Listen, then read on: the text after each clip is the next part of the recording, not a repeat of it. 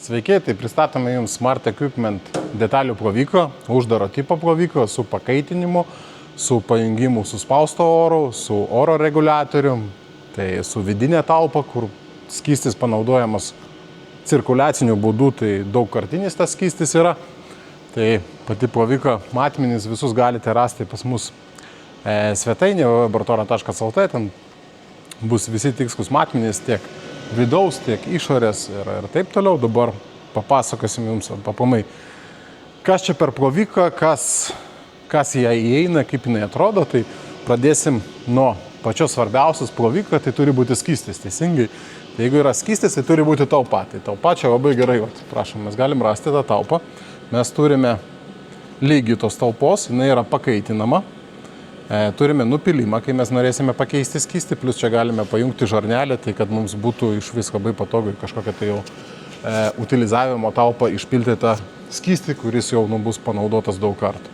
Tai pati talpa vėlgi, jinai atsisuka, taigi įpilimas yra lengvas, tai parodysiu, aš pabandysiu atsukti, jinai pas mus jau yra įkaitusi, nes įkaista iki 50 laipsnių pats skystis. Taigi mes plaunam su skysčiu 50 laipsnių, plus paduodam suspaustą orą, taigi turim tą tokią srovę ir tikrai galinga, kur galim išplauti įvairias detalės ir paruošti jas jau montavimui automobilį. Tai prašau, mes turim čia bliūdą šitą, čia mes galim pakelti ir va čia mes įpilam tą skystį. Čia jau pas mus jisai yra beveik 50 laipsnių karščio įkaitis. Tenais yra sumontuotas stelas, kuris mums leidžia tai padaryti. Tai vėl galim pastatyti atgal. Ok. Prisuksim, kad nepamesti. Čia yra valdymo blokas, čia yra suspausto oro pajungimus. Šiuo metu mes esam pajungę kompresoriuką.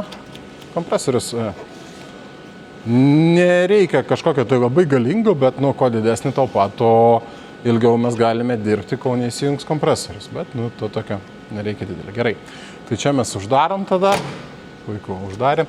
Taip, toliau, ką mes čia turim? Turim mes čia termostatą, kuris parodo mums esamą temperatūrą, kuri yra skysčio, tai dabar turime apie 47 laipsnius, beveik 50.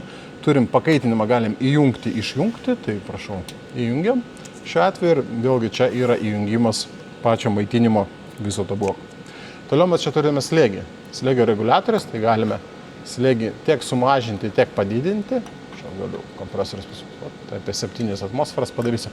Aišku, kuo didesnis slėgis, tuo geresnis efektyvumas, bet ir tu daugiau naudojam mes oro. Toliau, čia yra pistoletas plovimo su antgaliu.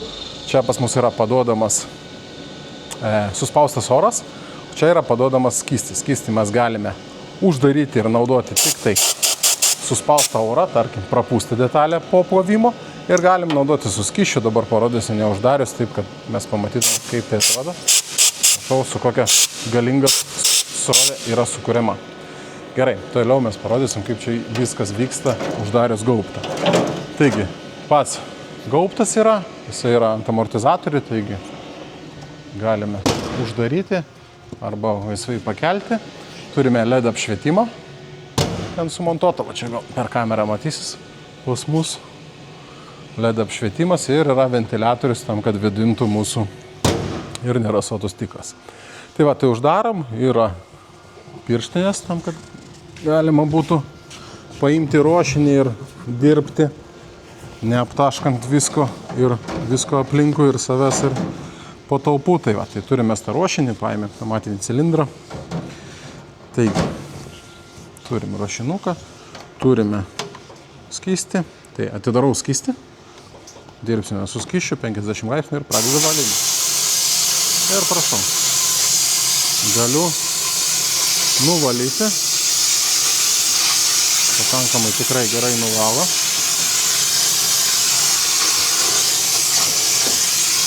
Vieną antrą pusę. Irgi čia mes pravalysime.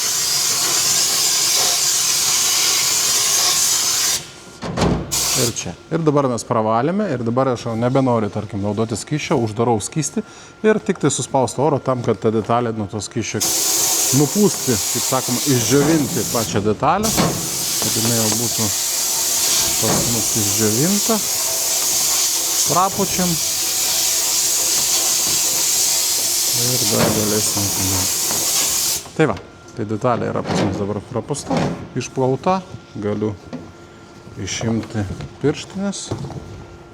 Viskas ok. Prašau, pakeliu į viršų ir turime išplautą cilindriuką. Belieka tik tai išdžiovinti ir galim jau naudoti. Taigi per labai trumpą laiką mes galim išplauti detalės ir pagrindinis privalumas tai yra tas, kad pirmas dalykas, mes naudojam tą patį skystą recirkuliaciniu būdu, tai jisai pas mus recirkuliuoja ir mums nereikia dažnai jo keisti, jau kai tik tai jisai jau pasidaro labai nešvarus, mes nupilam, utilizuojam ir užpilam naujo. Ar tai koncentrato, čia jau pagal pasirinkimą kiekvieno.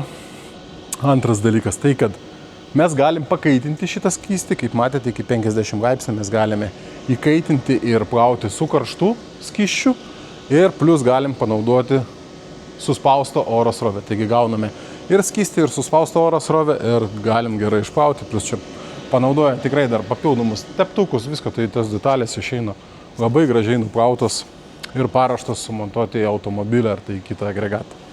Taigi, prietaisas tikrai nėra brangus, visas kainas galite rasti bertoro.lt mūsų svetainėje.